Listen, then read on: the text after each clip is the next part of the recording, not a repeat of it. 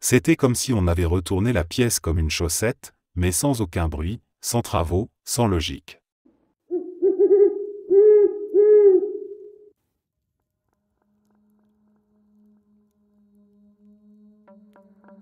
J'étais en train de suivre ma routine du matin, j'écoutais un livre audio, buvais mon café et m'installais pour me maquiller.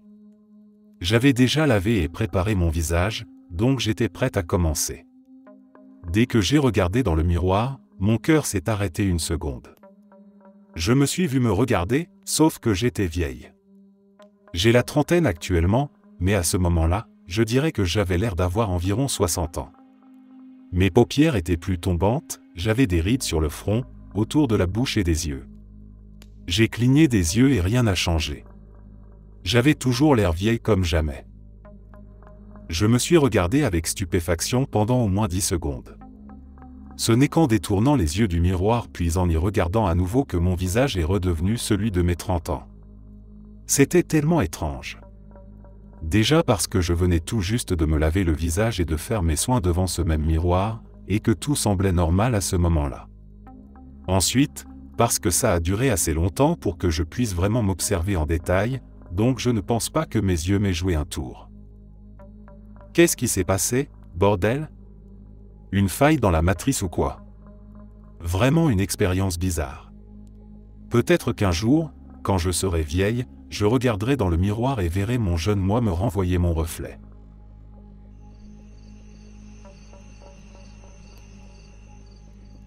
Plus tôt cette semaine, mon mari a décidé qu'il voulait acheter un livre Chair de poule d'occasion par nostalgie, car nous avons tous les deux grandi avec ces livres. Il les a cherchés sur une application que nous avons dans notre pays, où les gens vendent des objets d'occasion, et il a trouvé celui qu'il voulait. Il a commandé le livre au vendeur, mais a choisi de le faire livrer à un point de retrait puisqu'il ne serait pas à la maison ce jour-là. Ce qui est important à noter ici, c'est qu'il n'a pas donné notre adresse au vendeur. Le livre venait du nord-ouest du pays et est arrivé par la poste le lendemain. Tout était normal. Le lendemain, mercredi de cette semaine, il a reçu un message d'une entreprise de livraison disant qu'un colis était en cours d'acheminement à son nom, mais il n'avait aucune idée de ce que c'était. J'ai d'abord pensé que c'était une arnaque et je lui ai dit de ne pas en tenir compte, mais il a entré le numéro de suivi sur le site officiel de la société de livraison et, effectivement, un colis était bien en route à son nom. Plus tard, nous l'avons trouvé dans notre boîte aux lettres. C'était exactement le même livre que le premier, ce qui est déjà étrange en soi, car il existe des centaines de livres Chair de poule, mais il venait d'une librairie d'occasion située dans une toute autre région du pays. Il n'a jamais entendu parler de cette librairie et n'est jamais allé sur leur site. Il n'a pas été facturé pour le livre, n'a reçu aucun email de leur part, ni de confirmation de commande, ni de création de compte, etc., et il n'a pas de compte sur leur site. Personne d'autre ne connaissait le titre exact du livre qu'il voulait, à part le vendeur original sur l'application, qui ne connaissait pas notre adresse.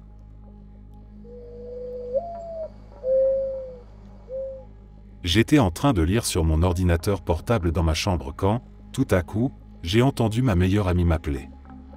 On aurait dit qu'elle parlait au téléphone. J'ai regardé autour de moi pour trouver mon téléphone, pensant qu'elle m'avait appelé et que l'un de mes frères ou sœurs avait répondu à ma place et avait caché le téléphone quelque part pour me faire une blague.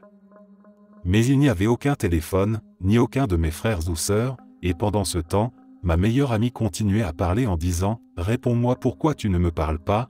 Puis tout est devenu silencieux. J'ai commencé à paniquer, à pleurer et à demander à mes frères et sœurs s'ils avaient quelque chose à voir avec ça, ou si j'étais en train de devenir folle en entendant des voix. Ils ont tous essayé de me consoler. Plus tard, j'ai retrouvé mon téléphone en bas. Le lendemain, j'en ai parlé à mes amis, et ma meilleure amie m'a dit qu'elle m'avait bien appelé la veille au soir. Selon elle, j'avais répondu, et elle avait passé plusieurs minutes à m'appeler, pensant que je lui faisais une blague, jusqu'à ce qu'elle raccroche. À ce jour, je ne comprends toujours pas comment le téléphone a pu répondre tout seul à l'appel, ni comment j'ai pu entendre ma meilleure amie depuis l'étage.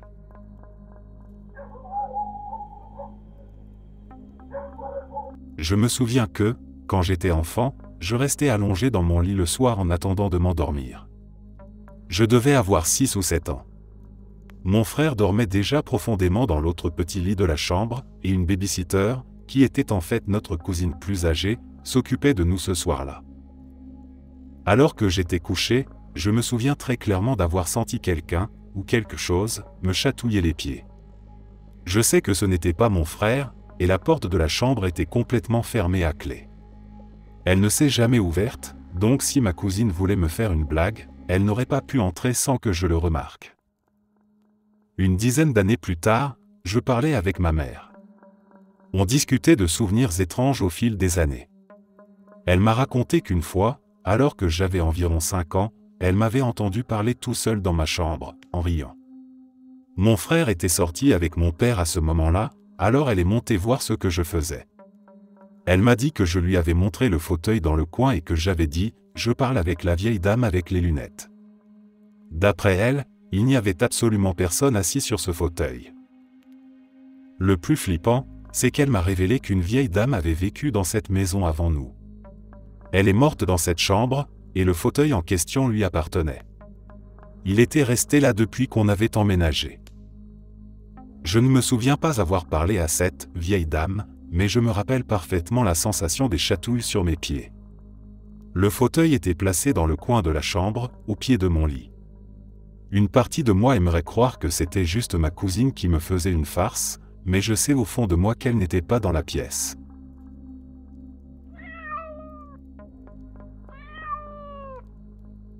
Au début de ma vingtaine, je faisais souvent des rêves très vifs sur des choses avant qu'elles ne se produisent. Par exemple, j'avais eu un accident de voiture et j'avais dû attacher le capot avec du fil métallique.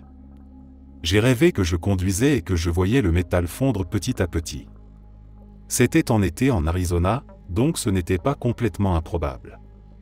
Dans mon rêve, le capot finissait par se soulever brusquement et je ne voyais plus rien devant moi. Le lendemain, je conduisais et il faisait une chaleur étouffante. J'ai commencé à imaginer exactement cette scène, le métal fondant et le capot se levant, et c'est exactement ce qui s'est passé. Le capot s'est envolé, a complètement fissuré mon pare-brise, et je ne voyais plus rien devant moi. J'ai dû utiliser mes rétroviseurs latéraux et arrière pour me ranger sur le côté et refermer le capot. Aussi, à chaque fois que mon amie du collège m'appelle, je rêve toujours d'elle la veille. Elle ne m'appelle jamais sans que je l'ai vue dans un rêve la nuit précédente. Ce matin, par exemple, j'ai rêvé de mon grand frère, avec qui je n'ai pas souvent l'occasion de parler, et à mon réveil, j'ai reçu un appel de lui. Ça me fait vraiment peur quand je fais des cauchemars très réalistes, parce que j'ai l'impression qu'ils vont forcément se réaliser. Certains l'ont déjà fait dans le passé.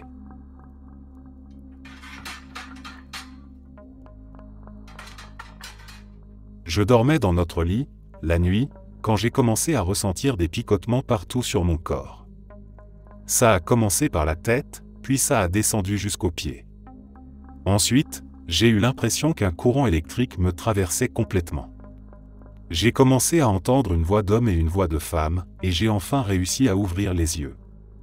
J'ai alors vu que la femme était en train de me taser, pendant que l'homme s'approchait de ma copine endormie.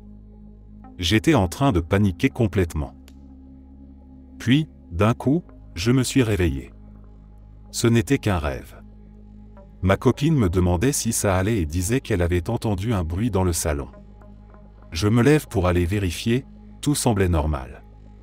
Je retourne dans la chambre et je vois les deux mêmes personnes, debout au-dessus d'elle.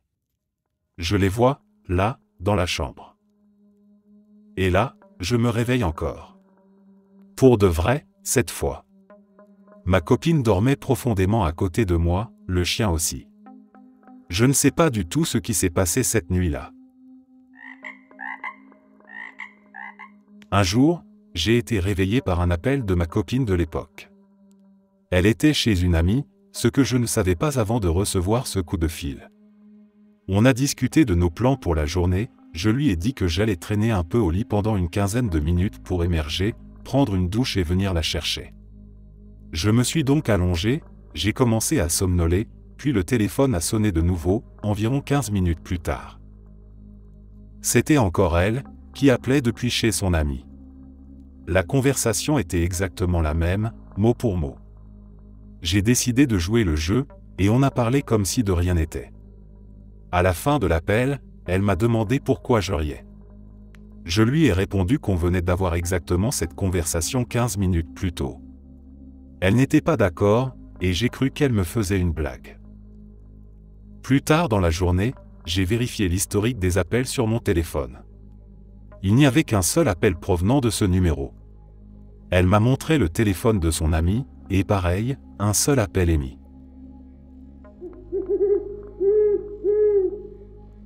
Ma femme et moi avons acheté de nouveaux téléphones.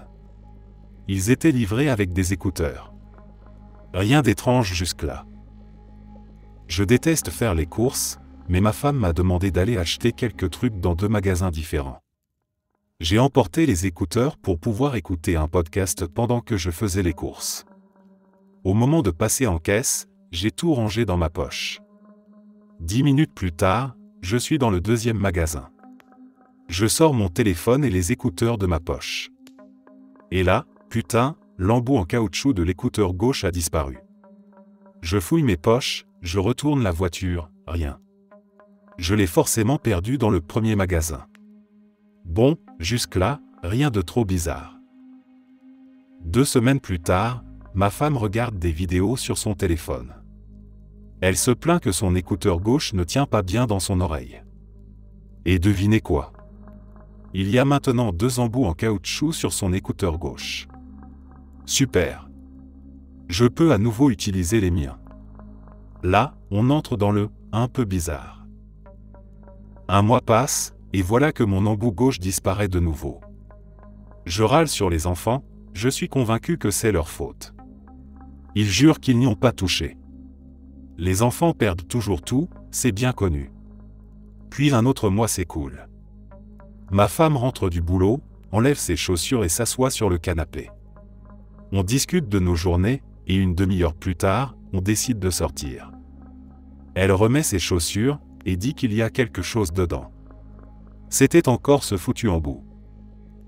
J'aimerais vraiment savoir ce qui se passe avec ce truc.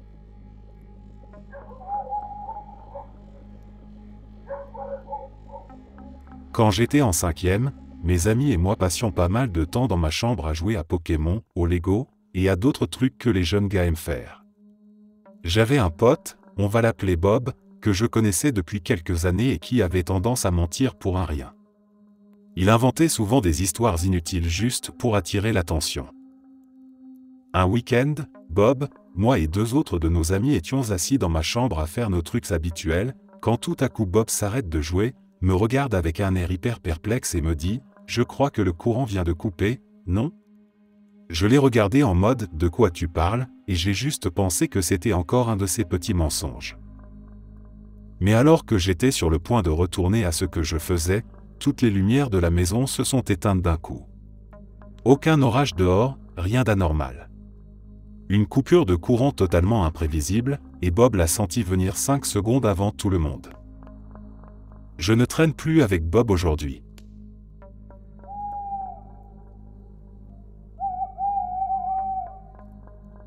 J'étais dans le vestiaire, et le casier juste à côté du mien, tous les 2 fermés avec des cadenas Master Lock, s'est ouvert avec exactement la même combinaison que la mienne. Au début, j'ai ouvert le casier qui n'était pas le mien sans m'en rendre compte, et j'ai commencé à paniquer en voyant qu'il était vide.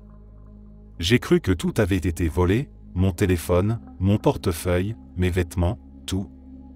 J'étais à 2 doigts d'aller à l'accueil quand j'ai eu cette sorte d'élan instinctif de tester ma combinaison sur le cadenas du casier juste à côté de celui que je venais d'ouvrir.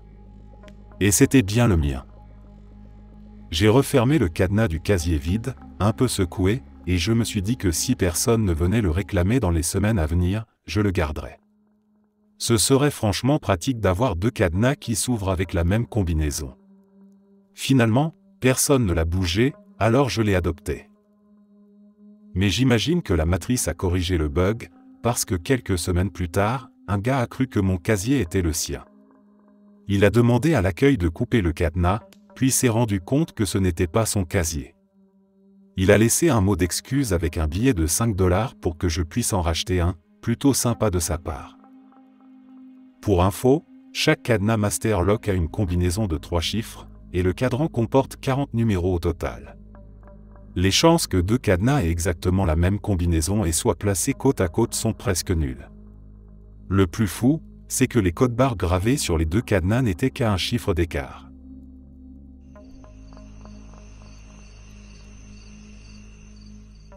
Mon beau-frère était épileptique.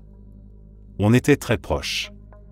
On passait énormément de temps ensemble à regarder des films, du sport, à jouer à des jeux vidéo, on traînait tout simplement souvent ensemble. Un lundi soir après le boulot, j'ai eu ce sentiment étrange que je devrais l'appeler. Je me suis dit, bof, j'ai joué aux cartes avec lui hier, je lui parlerai demain. Le mardi soir, après le travail, le même ressenti est revenu, tu devrais l'appeler. J'ai trouvé ça curieux, mais je me suis dit que je le ferais plus tard dans la soirée. Ce sentiment a persisté toute la nuit, mais je me suis finalement endormi. Le mercredi matin, je me suis réveillé à 6 heures avec cette sensation encore plus forte, presque oppressante, je devais l'appeler. J'arrive sur le chantier, je bossais dans le béton à l'époque, j'ai quelques minutes devant moi, et cette impression me revient en force. Je tape légèrement sur mon volant, un peu agacé, en me disant « Putain, c'est bizarre ». Mais je me dis aussi qu'il dort encore, qu'il n'a cours qu'à 10 heures, et que je ne veux pas le réveiller. Je l'appellerai après le coulage. Il est mort ce matin-là. Sa copine l'a quitté à 5 heures du matin pour aller travailler, et il allait bien à ce moment-là. Aujourd'hui, les premières recherches montrent que dans certains cas d'épilepsie, tout bruit ou contact pourrait aider à tirer une personne de ce qu'on appelle la SUDEP, mort subite inexpliquée en épilepsie. Un simple bruit, comme un appel téléphonique ou même le fait d'entendre son prénom, pourrait suffire.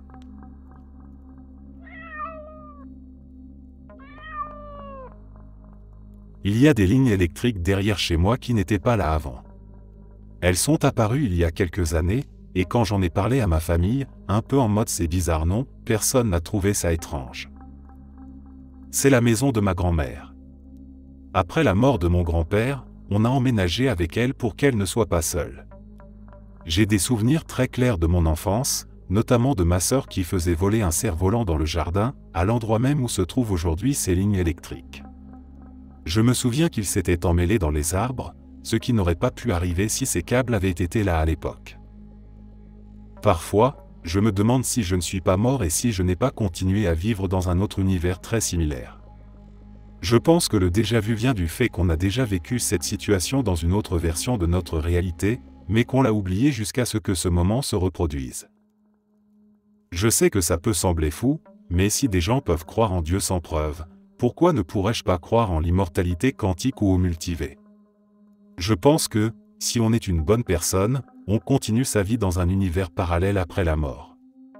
Mais si on est mauvais, alors la mort, c'est la fin, purement et simplement. Je pense aussi que c'est pour ça qu'on ressent parfois des sensations étranges, comme quand on croit que son téléphone vibre dans une autre poche que celle où il se trouve.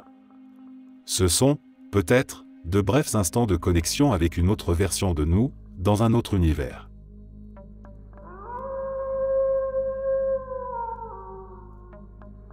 J'ai vécu quelque chose d'étrange à la fac. Je fréquentais une fille avec qui j'ai eu une relation brève, mais extrêmement intense. Ça s'est terminé au printemps, et ce n'était pas mon choix, donc j'étais plutôt déprimé pendant un bon moment après ça. Elle a déménagé dans un autre état pour un boulot, ce qui a un peu facilité les choses, mais on est resté en contact. Un week-end, elle revenait en ville. Je le savais, et j'avais décidé que je ne voulais pas la voir. On avait des dizaines d'amis en commun, donc j'avais prévu de rester discret tout le week-end et d'éviter tout le monde. Je me suis levé tard ce samedi-là, encore un peu dans les vapes après une soirée arrosée, et j'ai mis un match de foot à la télé. À un moment dans l'après-midi, un fusible de la petite télé a sauté. Je me suis dit que j'irais au Radio Shack du centre commercial pour en chercher un de rechange.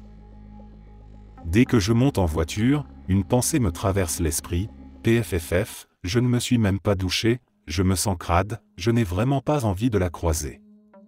Et là, je commence à ressentir une drôle d'angoisse à l'idée d'aller à Radio Shack. Ça n'avait aucun sens, elle n'avait aucune raison d'être là. Cette sensation devenait tellement oppressante que je me suis dit, peut-être que Mégé vend des fusibles, même si je savais très bien que ce n'était pas le cas. J'y vais quand même, et bien sûr, ils n'en ont pas. Le malaise revient en force parce que maintenant, je me dis que je vais vraiment devoir aller au Radio Shack du centre commercial. Et toujours ce sentiment désagréable, cette boule au ventre. Je suis même conscient que c'est irrationnel, mais l'angoisse est bien là. Alors, je tente une dernière diversion, Best Buy. Je savais qu'il n'avait probablement pas ce que je cherchais, mais au cas où. Évidemment, il n'avait pas le fusible non plus. Je me résigne donc à aller au centre commercial. J'ai l'impression d'aller à l'échafaud. En route, une idée me traverse l'esprit comme une bouffée d'oxygène, mais oui. Sears vend des fusibles. Soulagement. Sears est l'un des grands magasins qui donne directement sur le centre commercial, donc je pourrais peut-être éviter complètement la galerie marchande. Sears avait bien des fusibles, mais pas celui qu'il me fallait. Je commence alors à marcher doucement vers la sortie qui donne sur le reste du centre commercial. Je me sens toujours aussi mal, avec une angoisse incompréhensible. Radio Shack se trouvait à 2 magasins de l'entrée de Sears. Mon plan était de sortir discrètement et de filer directement dans le magasin. La seconde où j'ai posé le pied sur le carrelage du centre commercial, j'ai entendu mon prénom. Je lève les yeux, et elle est là. De l'autre côté de la cour intérieure.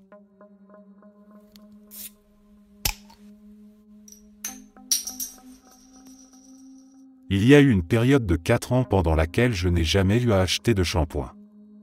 J'étais dans la vingtaine, je vivais seul, et à chaque fois que j'avais besoin de shampoing, j'en recevais un gratuitement, d'une façon ou d'une autre. Et aucun de ces événements n'était lié entre eux. La première fois, je l'ai gagné en tant que prix de présence lors d'un événement sur lequel je travaillais. J'avais même dit à la cliente de ne pas m'inscrire, mais elle l'a fait quand même, et j'ai gagné. Une autre fois, j'ai remporté un panier de pâtisserie, et tout au fond, il y avait une bouteille de shampoing. Une fois, mon père est venu me rendre visite depuis un autre État et, allez savoir pourquoi, il m'a tendu une bouteille entière de shampoing en disant qu'il n'aimait pas l'odeur. Une autre fois, ma sœur m'en a offert une en rigolant, parce que le gars sur la bouteille me ressemblait. Je n'avais jamais dit à personne que je recevais du shampoing gratuit de plein de façons différentes. C'était devenu tellement récurrent que, quand je commençais à manquer, je savais qu'une nouvelle bouteille allait apparaître. Une fois, j'ai reçu un échantillon gratuit par la poste. Une autre fois, je suis arrivé au travail et mon patron venait de recevoir un panier cadeau d'un client, il distribuait un objet à chaque employé présent, et m'a lancé une bouteille de shampoing. Ce qui rend cette période encore plus étrange, c'est que je recevais toujours exactement ce dont j'avais besoin, au bon moment. Jamais trop tôt, jamais en trop grande quantité, et jamais après avoir tout fini. C'était toujours pile quand l'ancienne bouteille était presque vide. Cette série improbable a duré presque exactement 4 ans.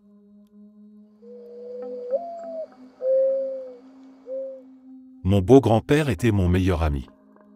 C'était la figure paternelle principale dans ma vie, puisque je n'ai jamais connu mon père. Avant de mourir, il a eu un AVC et n'était plus capable de parler ni de communiquer d'aucune façon. Il ne pouvait bouger que les yeux, et encore, à peine. Un soir, c'était mon tour de rester à l'hôpital pendant que ma grand-mère et ma mère rentraient se reposer un peu. Pendant qu'ils dormaient, j'ai ressenti ce besoin très fort, presque urgent, de tout lui dire maintenant. Comme si je n'avais plus beaucoup de temps. Je lui ai dit combien je l'aimais, combien il comptait pour moi, que tout allait s'arranger, qu'il allait guérir, et qu'on retournerait pêcher ensemble, faire toutes les choses qu'on aimait faire. Le lendemain matin, ma mère et ma grand-mère arrivent à l'hôpital pendant qu'il dort toujours. Je rentre chez moi pour me reposer un peu. J'arrive, je prends une douche, puis je me connecte à World of Warcraft, avec ma copine assise derrière moi sur le canapé. Et là, je sens son parfum, aussi fort qu'en vrai. Son odeur, son après-rasage, comme s'il était juste à côté de moi. Puis je ressens une main chaude poser la sienne sur mon épaule. Je suis sur le point de lever la main pour la toucher quand, à ce moment-là, ma copine répond à mon téléphone, pose sa main exactement à cet endroit, et me dit que mon grand-père est décédé. J'étais anéanti. 8 mois plus tard, j'étais dans un moment très sombre de ma vie. J'avais besoin de parler, et la personne à qui je confiais toujours tout, c'était lui. J'étais en colère, j'avais besoin de comprendre pourquoi il était parti, pourquoi quelque chose d'aussi injuste avait pu arriver. Ce qui me blessait le plus, c'est qu'il n'avait pas pu me répondre avant de partir. Puis j'ai fait ce rêve. Tout était blanc, d'un blanc presque aveuglant. Il y avait une table au milieu de la pièce, et un vieil homme assis. Je m'approche, je m'assois, et c'est mon grand-père. Il me demande comment je vais. Alors je craque complètement.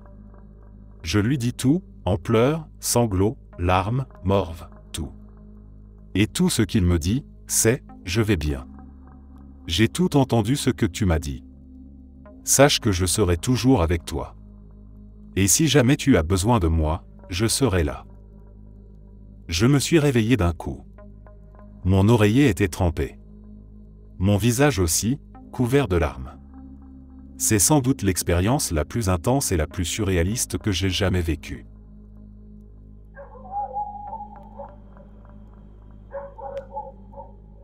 J'avais environ 12 ans quand j'ai vécu une expérience avec quelqu'un que je ne peux raisonnablement expliquer que comme un voyageur temporel égaré, ou un cambrioleur paniqué.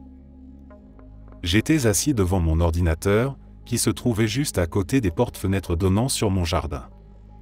Du coin de l'œil, j'ai vu un homme, étrangement familier, debout près du petit portail, en train de me regarder. Je vivais dans une résidence de maison mitoyenne, donc il y avait un petit chemin reliant tous les jardins arrière, ce n'était pas si inhabituel de voir des gens passer par là. Curieusement, le fait d'être observé ne m'a pas dérangé autant que ça aurait dû. Alors j'ai haussé les épaules et je suis retourné à mon jeu. Puis, dans ma vision périphérique, j'ai perçu un mouvement. L'homme était maintenant à mi-chemin dans mon jardin. Et chaque fois que je le regardais directement, il semblait se figer sur place. J'ai pu mieux le voir cette fois, il avait l'air très familier, mais il y avait quelque chose de profondément troublant dans son regard. Je ne peux le décrire autrement que sombre. Pourtant, la seule chose logique à faire à ce moment-là, c'était de retourner jouer à mon jeu. Alors c'est ce que j'ai fait. La fois suivante où j'ai jeté un œil dehors, il était juste devant les portes vitrées, à quelques centimètres de moi, me fixant intensément. Il n'avait pas l'air particulièrement menaçant, mais plutôt comme un homme profondément perplexe par ce qu'il voyait. À ce stade-là, je me suis dit qu'il était trop tard pour fuir ou m'éloigner de la fenêtre. Il était littéralement à moins d'1 mètre de moi, séparé seulement par la vitre. Alors, dans ce qui reste à ce jour mon geste le plus audacieux, je l'ai regardé droit dans les yeux, j'ai esquissé un léger sourire, puis je suis retourné à mon jeu comme si de rien n'était. Ça l'a visiblement déstabilisé, parce qu'il a commencé à reculer rapidement tout en me regardant toujours. Puis il est parti. Et moi? Je suis juste retourné jouer, et je n'en ai parlé à personne pendant des années. Parfois, je me demande ce qui se serait passé si j'avais réagi autrement.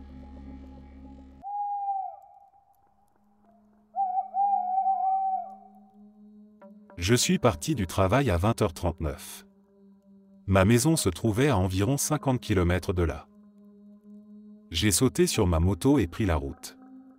Au moment de m'engager sur la voie d'accès à l'autoroute, j'ai cligné des yeux un peu plus fort pour ne pas être aveuglé par un camion qui passait. Puis j'ai rouvert les yeux, et je me suis retrouvé dans un endroit complètement différent que je ne reconnaissais pas du tout, toujours sur ma moto, roulant à bonne vitesse. L'autoroute qui mène chez moi est bordée par un paysage urbain habituel. Là, j'étais au beau milieu d'une petite route entourée de forêts. Mon corps était raide et douloureux, comme si j'avais roulé pendant des heures sans m'arrêter, et mon casque n'était plus sur ma tête. Et ce n'était pas tout. En m'arrêtant, j'ai réalisé que j'avais perdu non seulement mon casque, mais aussi ma veste, mon portefeuille, mon sac à dos et même mon t-shirt. Il ne me restait que mon débardeur. Mes vêtements étaient couverts de boue, déchirés par endroits, et j'avais des dizaines de petites coupures et bosses sur les bras et les mains. En plus, mes poignets et mes phalanges me faisaient horriblement mal. J'ai sorti mon téléphone pour chercher où j'étais, et j'ai vu que j'avais parcouru environ 220 km, dans la direction opposée à celle que je devais prendre. J'étais parti à 20h39, et il était maintenant 4h du matin. Je n'avais aucune idée de comment j'étais arrivé là, où était passé mon équipement, comment j'avais pu faire le plein de la moto en route, ni pourquoi je ne me souvenais de rien. Ma moto roulait presque à sec et s'est arrêtée quelques kilomètres plus loin, toujours au milieu de nulle part. J'ai fini par appeler la police, étant donné la situation. Les agents étaient tout aussi perplexes que moi. Au final, j'ai eu droit à une dépanneuse pour la moto et un passage à l'hôpital. Concernant les coupures sur mes bras, le médecin m'a dit que ça ressemblait à des égratignures qu'on peut avoir en faisant de l'escalade ou en traversant des ronces. 2 de mes phalanges droites étaient fracturées, et j'avais une luxation du doigt gauche qui s'était partiellement remise toute seule. Pourtant, ma moto n'avait absolument aucun dégât, donc j'ai éliminé l'hypothèse de l'accident ou de la chute. La seule explication possible serait que je me sois arrêté quelque part, que je sois allé jouer à Rambo dans les bois, et que j'ai décidé de boxer un arbre. C'était surréaliste. Le médecin a avancé que j'avais peut-être eu une sorte de transe induite par le stress, et que mon instinct m'aurait simplement fait continuer à rouler. Mais pour moi, cette explication ne tient pas. Elle ne répond pas aux vraies questions. Comment ai-je pu faire le plein? Où sont passées mes affaires? Et surtout, où sont passées ces 8 heures? Je n'ai jamais trouvé la moindre explication à ce qui s'est passé ce soir-là. Et même si rien de catastrophique ne m'est arrivé, il y a quand même eu une tentative d'utilisation de ma carte bancaire volée pour des achats à hauteur de 50 000 $. Petite précision qui me revient, ma moto est une Harley 883 Roadster de 2011, que j'ai modifiée en 1200 cc, et j'ai retiré le limiteur de vitesse. Elle monte facilement à 200 km/h, et ce n'est pas son maximum.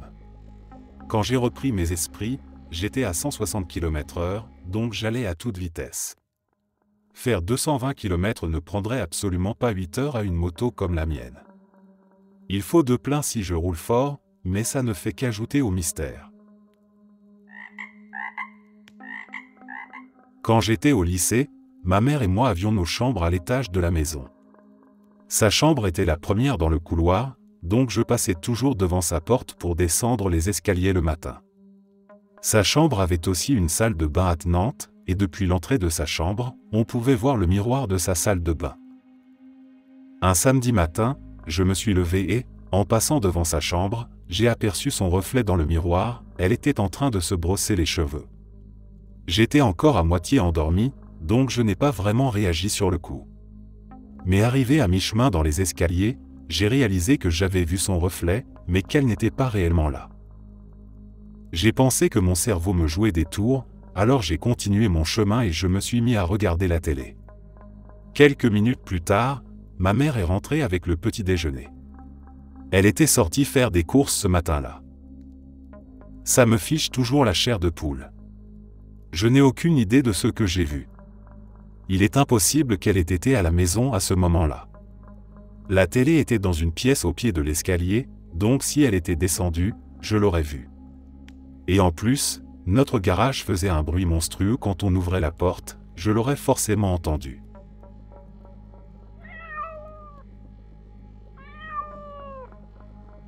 Je jouais à Minecraft avec des amis via Skype sur mon ordinateur de bureau quand j'ai été déconnecté de Minecraft.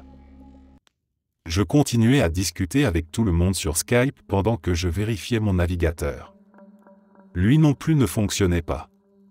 Je me suis alors levé pour aller vérifier le routeur, en annonçant à tout le monde que j'allais le faire. Je l'ai vérifié et tout semblait en ordre. Comme je ne pouvais toujours pas me reconnecter, j'ai demandé au groupe « Qu'est-ce que je devrais faire ?» Quelqu'un a répondu « Vérifie qu'il est bien branché ». Je me suis levé en disant « Mais comment est-ce que je vous parle alors ?» en supposant qu'il s'agissait d'un bug ou d'une déconnexion partielle. C'est à ce moment que j'ai vu que mon câble Ethernet était débranché, à environ 2 cm de l'arrière de ma machine. Je l'ai annoncé à tout le monde sur Skype et, dès que je l'ai dit, l'appel s'est interrompu. Cela m'a perturbé pendant des années, jusqu'au jour où j'ai vu une démonstration montrant quelqu'un qui scannait un câble VGA depuis l'autre bout d'une pièce et parvenait à obtenir une approximation de l'image. Je suppose que je crois que la partie VoIP de la connexion a réussi à franchir l'espace de quelques centimètres ou quelque chose comme ça. Mais je n'ai rien bougé du tout, et mon partenaire de l'époque en a été témoin également, heureusement, sinon j'aurais pensé devenir fou. Avant que quelqu'un ne le dise, je n'avais pas d'option Wi-Fi et je n'en ai toujours pas. Ma carte mère n'a absolument pas le Wi-Fi et je n'avais pas non plus de carte séparée. À l'époque, j'avais même émis l'hypothèse qu'un dispositif de surveillance avait été installé secrètement sur mon ordinateur et que ma connexion Internet passait par un autre support. Quoi qu'il en soit, ça m'a vraiment fait flipper. Je ne saurai probablement jamais ce qui s'est réellement passé.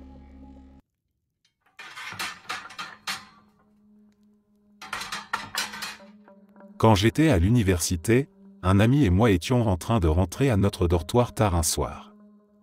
J'étais dans une fac où la population était majoritairement blanche. Alors qu'on approchait à environ 1 kilomètre de notre dortoir, on riait à propos d'une blague quand on a remarqué un homme noir, en vêtements déchirés, qui courait vers nous à toute vitesse. On a ralenti le pas, presque jusqu'à s'arrêter, sans savoir du tout à quoi s'attendre. L'homme se rapprochait de plus en plus, et en passant sous un lampadaire, on a remarqué plusieurs choses étranges. Premièrement, il semblait fuir quelque chose, et deuxièmement, il tenait un grand saladier rempli de fruits. Il a couru devant nous sans même nous prêter attention, comme si on n'existait pas. Quand on s'est retourné pour voir d'où il venait, on a vu ce qui ressemblait à un ourson courir dans notre direction.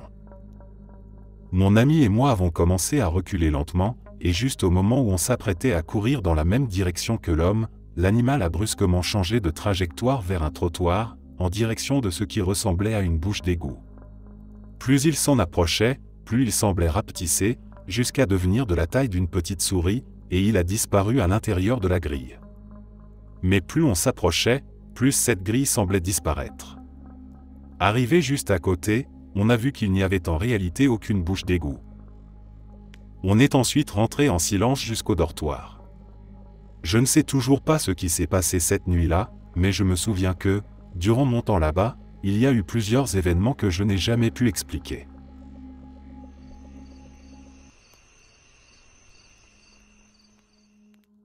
Ce n'est peut-être pas une histoire étrange ou flippante comme beaucoup d'autres, mais voilà, j'ai remarqué que, quand j'arrête d'essayer de tout contrôler et que je laisse les choses se dérouler naturellement, l'univers m'envoie exactement la personne ou la chose dont j'ai besoin. Il y a quelques années, j'ai perdu mon emploi et je suis rentré chez moi complètement découragé. J'ai décidé de me reposer cette nuit-là et de ne pas stresser pour la recherche d'un nouveau travail avant le lendemain matin. Le lendemain, je me suis réveillé avec un appel téléphonique d'un ami de mon ancien patron. Il venait d'ouvrir son propre restaurant et voulait savoir si je voulais travailler pour lui. C'était comme si l'univers m'avait emballé un nouvel emploi et l'avait déposé dans mes bras. Une autre fois, j'avais trouvé un nouvel appartement, à seulement quelques rues de mon ancien logement. J'allais à mon ancien appart pour commencer à emballer mes affaires, sans vraiment savoir comment j'allais réussir à tout faire et à déménager seul. Mais j'avais ce même sentiment, les choses vont s'arranger. Mon téléphone était déchargé, alors j'ai arrêté un inconnu dans la rue pour lui demander l'heure. Il m'a répondu, puis m'a demandé par curiosité ce que je faisais. Je lui ai dit, « Oh, je vais emballer mes affaires et essayer de tout déménager. » Et ce type, un parfait inconnu, m'a dit, « Je vais t'aider. » Bizarrement, je n'ai pas eu peur ni de méfiance. J'ai eu l'impression que c'était censé arriver comme ça. Alors il est venu avec moi à mon ancien appartement, m'a aidé à faire les cartons, puis a transporté mes affaires jusqu'au nouveau logement. Il était super gentil, serviable, et tout s'est passé comme si c'était prévu. Comme s'il avait été placé là, à ce coin de rue, à ce moment précis, pour résoudre mon problème.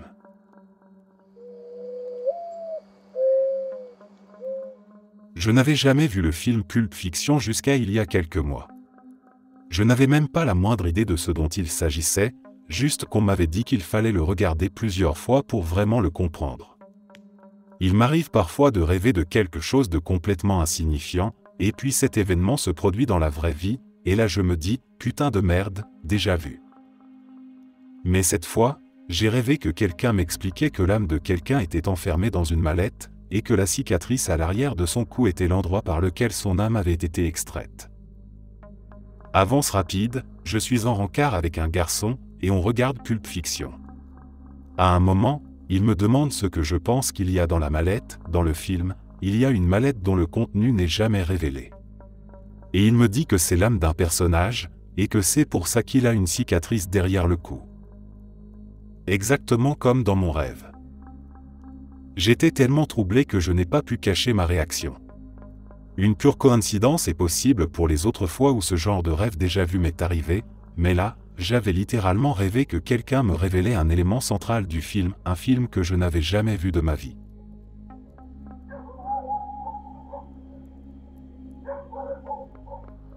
J'étais sur le point de préparer mes affaires pour une soirée pyjama.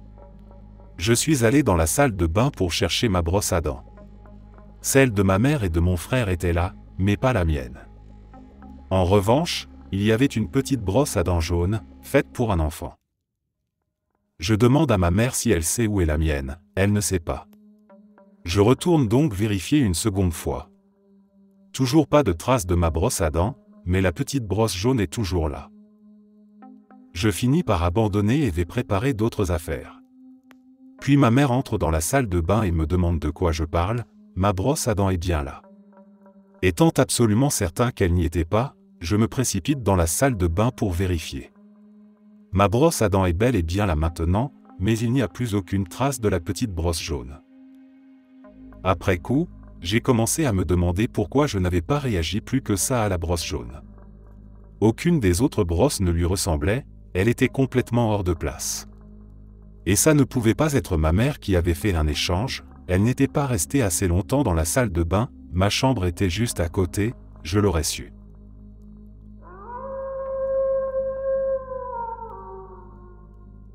Mon meilleur ami, mon fiancé et moi, nous devrions être morts. C'était un vendredi 13 pluvieux, en septembre. Nous étions en route pour aller à une fête médiévale. La montagne que nous descendions est dangereuse. L'un d'entre nous a déjà perdu un membre de sa famille sur cette même route. Nous avions dépassé la partie la plus dangereuse, mais la chaussée était mouillée. J'ai dit au conducteur d'être prudent. Les gens roulent trop vite sur cette route. Mes yeux étaient fixés sur un virage. Je n'entendais plus mes amis. J'ai vu le pick-up Bordeaux arriver dans le virage et perdre le contrôle. J'ai commencé à crier en voyant l'arrière du véhicule, là où la benne rejoint la cabine, foncer droit sur nous. On n'avait aucune chance. On allait se faire percuter de plein fouet sur le côté. J'ai fermé les yeux. J'ai senti l'impact contre le camion, entendu le métal tordu, le verre brisé. Puis j'ai senti notre véhicule heurter le flanc de la montagne. Quand j'ai ouvert les yeux, le pick-up continuait sa route comme si de rien n'était. Nous nous sommes arrêtés sur le bas-côté, convaincus que l'avant de notre voiture avait été réduit en miettes. Le seul dégât qu'on a pu trouver, c'est que le rétroviseur côté conducteur avait frappé la vitre si fort qu'il s'était fracturé et était tombé. Nous avons tous les 4 senti les 2 impacts. Nous étions persuadés que c'était la fin. Et maintenant, on sait tous qu'on vit sur du temps emprunté. Ce n'est pas la première fois que la mort échoue à m'emporter, ou à emporter ceux qui m'accompagnent.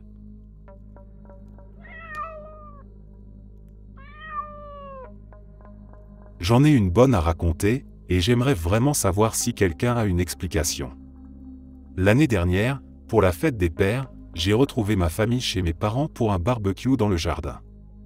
Les 2 chiens étaient dehors, donc on a mis les 2 lapins dans leur enclos sur l'herbe. L'enclos fait environ 60 cm de haut et 1,50 m sur 1,50 m. Après avoir mangé, on est allé au pub en laissant les chiens dans la maison et les lapins dans l'enclos. Quand on est revenu, quelques heures plus tard, on est retourné dans le jardin, et là, on remarque qu'un des lapins est assis sur le toit de l'enclos. Il n'y avait aucune trace de terre retournée, tous les panneaux, les coins et le grillage étaient parfaitement en place, et l'enclos est bien trop haut pour qu'un lapin ait pu sauter dessus. Ce qui est aussi étrange, c'est qu'un seul des 2 s'est échappé, et qu'il s'est contenté de rester posé là, sur le toit, sans aller grignoter les légumes tout proches. En plus, ce sont 2 lapins blancs, donc s'il avait creusé, il aurait été sale, or il était parfaitement propre. Je ne comprends absolument pas comment ce lapin a pu se retrouver là, assis sur le toit de sa cage, sans aucune trace visible de comment il est sorti. La seule explication que je trouve, c'est une sorte de « bug dans la matrice », comme s'il avait tout simplement réapparu sur le toit au lieu de l'intérieur.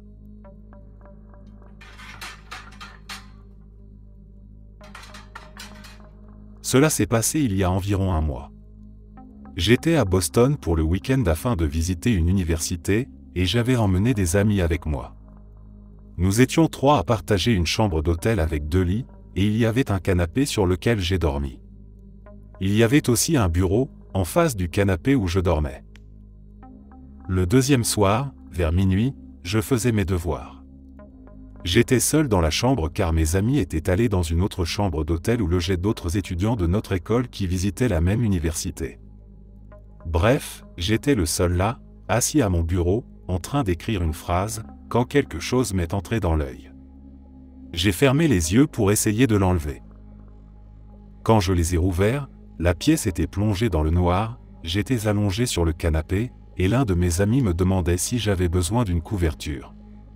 Je vous jure que je n'ai aucune idée de comment je suis passé de la chaise du bureau au canapé, de l'autre côté de la pièce. Et le plus étrange dans tout ça, c'est que tous mes devoirs étaient faits et rangés dans mon sac quand j'ai vérifié le lendemain matin. Alors que, quand j'ai eu ce truc dans l'œil, je venais à peine de commencer à bosser. J'étais chez ma grand-mère parce qu'elle s'était enfermée dehors. J'avais une trousse de clés avec moi pour essayer d'ouvrir, mais aucune n'était la sienne, alors je suis passé par la fenêtre et j'ai posé les clés sur une table. Ces clés étaient importantes, elles comprenaient celles de mon travail, donc je ne pouvais pas les laisser. Je suis sorti sur le perron, et mon frère est rentré un instant avant de revenir et de me tendre les clés. On discutait dehors avec ma grand-mère depuis un moment quand elle m'a demandé de l'aider pour quelque chose. J'ai tendu les clés à mon frère et je suis allé l'aider. C'est la dernière fois que j'ai vu les clés dehors. Mon frère jure que je ne les lui ai jamais rendues. Et à ce moment-là, tout était fermé à clé, personne n'était retourné à l'intérieur, et on n'était même pas près de la porte d'entrée. Quand on a raccompagné ma grand-mère à sa porte, elle est ressortie avec les clés en main et a dit « Tu les as laissées sur la table ». Sur le moment, je n'ai même pas tilté, jusqu'à ce que mon frère me regarde, choqué, et dise qu'il pensait m'avoir redonné les clés. Il se souvient clairement me les avoir remises, et c'est tout. Moi, je me souviens aussi les lui avoir rendues, mais il jure que non. Je suis quelqu'un de très sceptique. Je ne crois ni aux fantômes, ni aux bugs de la matrice, ni à quoi que ce soit de ce genre.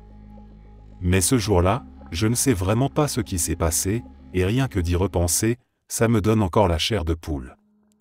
C'était tellement simple, et tellement déroutant. Je n'aime pas y repenser. Personne ne me croit jamais. Honnêtement, j'ai l'impression que j'aurais dû mourir ce jour-là, mais que maintenant je suis dans une sorte de réalité parallèle ou je ne sais quoi. Peut-être que je suis mort, qui sait. Je me suis arrêté à un stop, j'ai regardé à gauche pour voir si quelqu'un arrivait, je tournais à droite.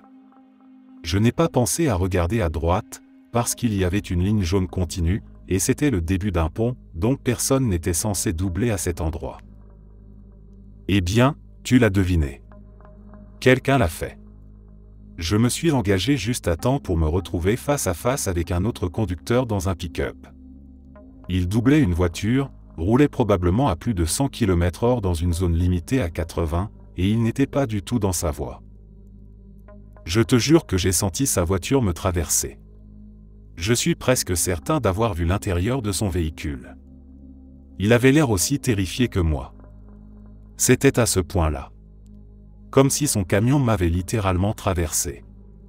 J'ai écrasé les freins et levé les bras pour me protéger du verre et de tout ce que mes bras n'auraient pas pu empêcher de me heurter dans un choc frontal. J'ai ouvert les yeux, et il n'y avait personne devant moi. J'ai regardé dans le rétroviseur, et je ne l'ai même pas vu derrière moi. J'ai failli faire une crise de panique, j'étais complètement paniqué. Je me suis arrêté sur le bas-côté et j'ai appelé mon père en pleurant comme jamais. Il m'a pris pour une folle. Personne ne me croit, alors je n'en parle pas, mais franchement, je n'ai aucune explication.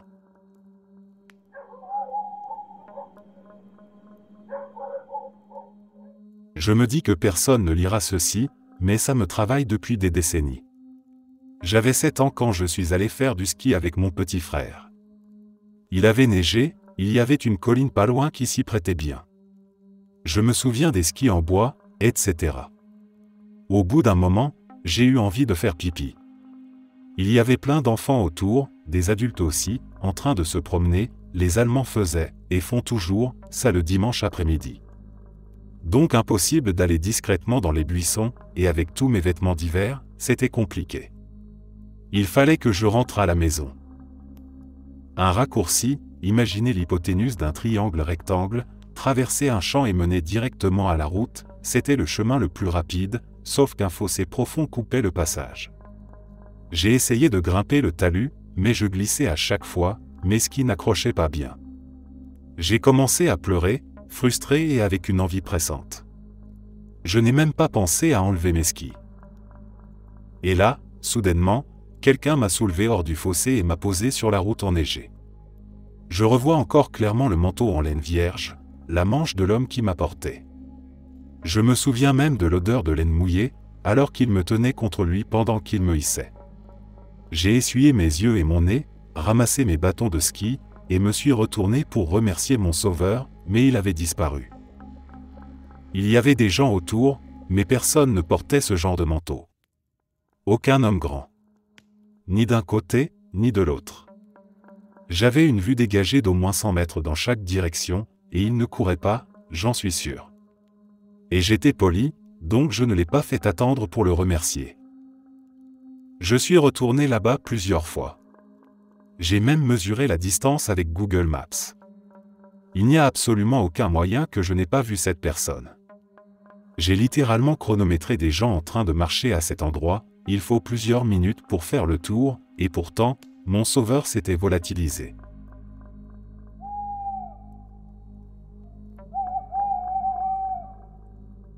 Je vivais dans une ville industrielle morte. Les bâtiments avaient été construits un peu n'importe comment. Si tu imagines un quartier résidentiel classique, imagine qu'au lieu d'un jardin derrière ta maison, il y ait une autre maison, ou deux. C'était plutôt serré. Ma mère, ma grand-mère, mes frères et moi vivions dans un duplex à 2 étages situé à l'avant du terrain. C'était une maison assez traditionnelle, contrairement aux bâtiments situés à l'arrière. Celui-là faisait 3 étages, une sorte de grande cave hors sol avec un cabanon, et 2 étages d'appartements au-dessus. Les 2 bâtiments étaient séparés d'environ 5 mètres. Mon oncle avait loué l'appartement du milieu pendant quelques années. Il y vendait de la drogue, s'est lui-même mis à consommer, a quitté une relation stable pour finir avec une junkie. Il est passé d'une situation plutôt stable à une vie complètement hors de contrôle. Il a fini par venir habiter chez nous après que la ville ait dû couper l'eau du bâtiment du fond pour des travaux, et ma grand-mère a demandé que l'électricité soit coupée aussi. Peu après, ma mère s'est mariée, et mes frères et moi avons déménagé. Mais mon oncle est revenu y vivre quelques années plus tard, après l'échec de son mariage. Environ 2 mois après son retour, j'étais réveillé tard et j'ai senti une légère odeur de fumée, rien de vraiment anormal à l'époque. Mon oncle restait souvent debout la nuit, défoncé, en train de cuisiner. Cette fois-là, il s'était évanoui avec de l'huile sur le feu. On ne savait pas encore ce qui s'était passé, mais quand je me suis levé pour aller voir d'où venait l'odeur, ma grand-mère a hurlé à tout le monde de sortir de la maison. Le feu nous empêchait d'accéder à la chambre de mon oncle. Quelques policiers sont arrivés alors que j'essayais de brancher un tuyau d'arrosage du cabanon à un robinet, mais malheureusement il était relié à l'ancienne canalisation d'eau du bâtiment du fond, donc inutile. J'ai proposé de casser la fenêtre de sa chambre, mais les flics ont dit que l'air risquait d'attiser les flammes. On a frappé, crié, tenté de le réveiller, on ne savait pas encore qu'il avait fait une overdose. À court d'idées, je suis allé réveiller un ami en face, et on a regardé les pompiers arriver depuis son perron. Mon oncle est mort. Il était encore vivant quand ils l'ont trouvé, mais il est décédé plus tard à l'hôpital à cause de l'inhalation de fumée. Même s'il avait survécu, cette overdose était assez grave pour lui laisser des séquelles irréversibles. La maison était encore en état d'être rénovée. Environ 1 an plus tard, ma mère, je ne me souviens plus ce qu'elle faisait, remarque qu'il y a une lumière allumée dans l'ancien appartement de mon oncle. Vu son passé, on s'est dit que c'était sûrement des gamins ou d'anciens potes camés qui squattaient. On appelle les flics, et ce sont les mêmes que ceux qui étaient intervenus lors de l'incendie qui reviennent. Ils montent prudemment les escaliers, regarde par les fenêtres, frappe, crie, mais rien. Personne. Ils redescendent et disent à ma grand-mère et ma mère qu'ils ne comprennent pas non plus d'où vient la lumière. L'électricité avait pourtant été coupée depuis des années. On monte avec eux. Et effectivement, le plafonnier du salon est allumé. Ce qui n'a aucun sens. On essaie d'actionner l'interrupteur, rien ne se passe. Ma mère et ma grand-mère commencent à paniquer, ce qui met aussi mal à l'aise les policiers, surtout celui qui avait eu quelques confrontations avec mon oncle. On repart. On passe encore quelques heures à surveiller l'appartement, jusqu'à ce que la lumière s'éteigne. Pas une extinction progressive, non. Elle s'est simplement éteinte.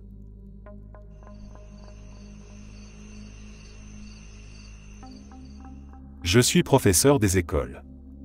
En février 2013, on m'a confié la tâche d'organiser une assemblée pour toute l'école sur le thème des « personnes inspirantes ».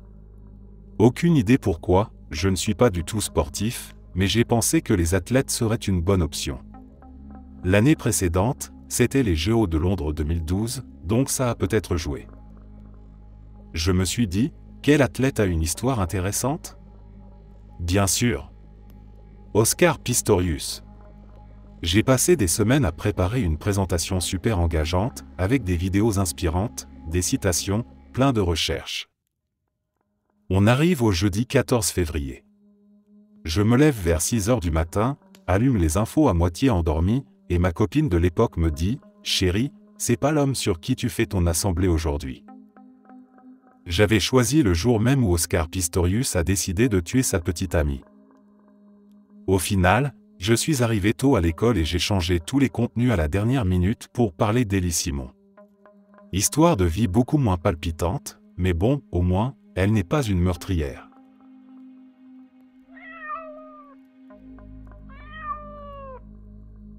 Peu de temps après le 11 septembre, un vendredi matin, je me lève pour aller en cours et tout part de travers. Je casse un verre en voulant boire un truc, je trébuche en allant vers ma voiture, et je suis en retard à cause d'un accident sur la route, heureusement pas moi. Une fois à l'école, on entend parler d'un avion qui s'est écrasé. Apparemment, les ailes se seraient détachées en plein vol. La journée continue. Je vais bosser, puis je rentre à la maison. Le lendemain matin, mon coloc me réveille en me demandant si je sèche les cours. Je lui dis qu'on est samedi. Il insiste, on est encore vendredi. Et après m'être fait convaincre, je me lève et je remarque que le verre que j'avais cassé est intact. Pas une fissure. Comme s'il n'avait jamais été brisé. Je prends la voiture, et sur le chemin je passe devant exactement le même accident, au même endroit, comme un mauvais remake de la veille. Je m'attends toute la journée à entendre parler de cet avion, mais rien. Aucun crash. Tout semble normal, presque trop normal. Puis, le jour suivant, ils arrêtent ce qu'on appellera plus tard le show Bombay. Et depuis ce moment-là, je me demande si quelqu'un, quelque part, a réussi à rembobiner cette journée pour l'empêcher de frapper. Et que moi, pour une raison que j'ignore, je n'ai pas été remis à zéro comme le reste du monde. Et si c'était vrai? Et si ce jour avait été effacé pour tout le monde sauf moi?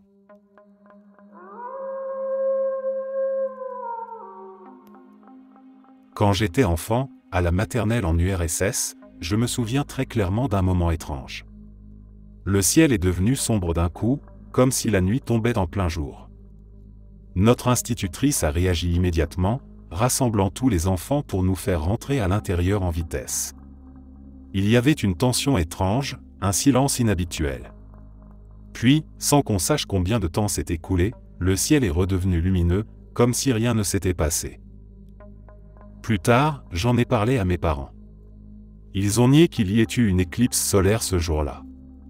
J'ai cherché dans les archives, mais je n'ai trouvé aucune trace d'un tel événement. Pourtant, ce souvenir est gravé dans ma mémoire, comme une scène qu'on revoit encore et encore sans pouvoir l'expliquer. Mais ce n'est pas tout. Ce n'était pas seulement la lumière. Il y avait autre chose. Le silence dehors était total. Pas un oiseau, pas un souffle de vent. Même les enfants, d'habitude bruyants, s'étaient tus, comme si quelque chose nous observait. Après ce jour-là, j'ai commencé à faire des rêves très vifs. Des formes dans le ciel. Des ombres qui bougeaient sans source. Et toujours cette même sensation, celle d'avoir vu quelque chose que je n'aurais pas dû voir.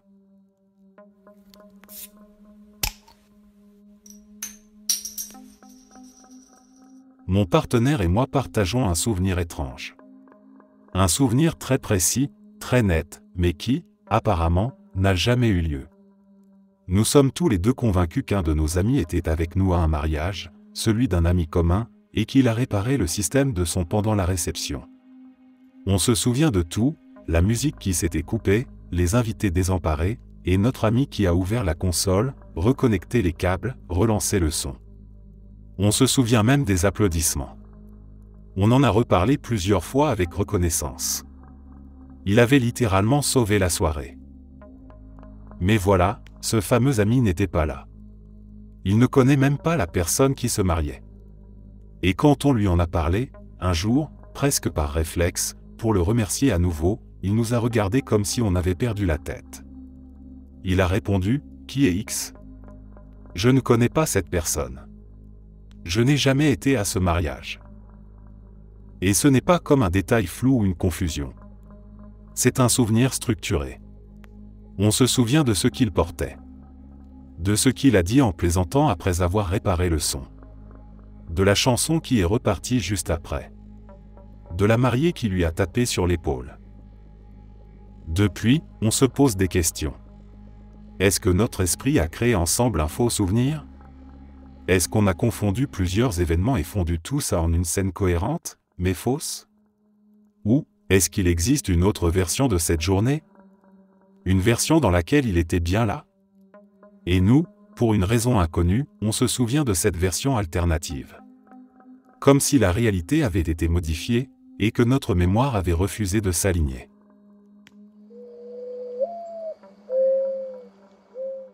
Quand j'étais petit, j'avais un petit berceau en bois pour poupée, qui se balançait doucement. Il mesurait peut-être 45 cm de long, et je le gardais toujours de l'autre côté de ma chambre, bien loin de mon lit. Rien d'étrange jusque-là. Une nuit, je fais un de ces rêves de chute.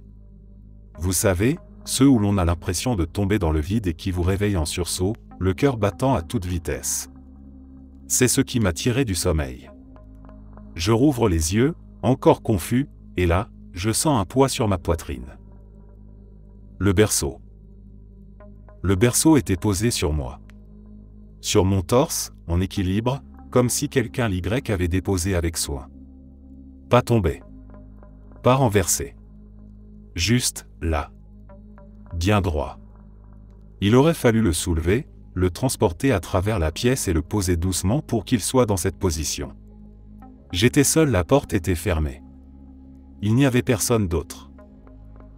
Je suis resté figé un moment, incapable de bouger, le souffle court. Puis je l'ai repoussé lentement sur le côté et je me suis levé. J'ai traversé la pièce pour voir s'il avait laissé des traces. Rien. Pas un bruit, pas une explication. Je n'ai jamais compris comment ce berceau avait pu se retrouver là. Mais je me souviens encore de la sensation du bois froid sur ma peau, du silence dans la pièce, et de cette impression que je n'étais peut-être pas seul pendant cette nuit-là.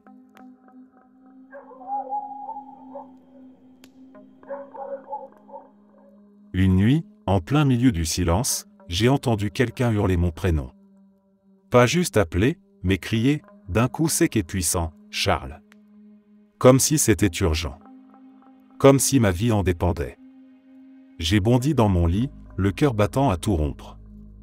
J'ai attendu. Écouté. Mais il n'y avait rien. Personne. Mes parents dormaient profondément. La maison était calme, figée dans la nuit. J'ai souvent des épisodes de paralysie du sommeil, alors j'ai voulu me convaincre que c'était ça. Que mon cerveau m'avait piégé, encore une fois. Mais cette voix, elle ne ressemblait pas aux hallucinations habituelles. Elle était trop nette, trop réelle. Puis, plus tard ce même mois, mon père préparait du café un matin. Il était seul dans la cuisine. Et là, il a entendu ma voix. Un simple mot, soufflé doucement, juste derrière lui, « Papa ». Il s'est retourné aussitôt, pensant que j'étais là. Mais il n'y avait personne. Je dormais encore. Et surtout, je ne me souvenais de rien. Aucun rêve, aucun somnambulisme. Rien. C'est ça qui me trouble le plus. Je peux expliquer mes visions. Je peux tolérer les terreurs nocturnes. Mais je n'ai aucun contrôle sur ce que les autres entendent quand je ne suis même pas conscient.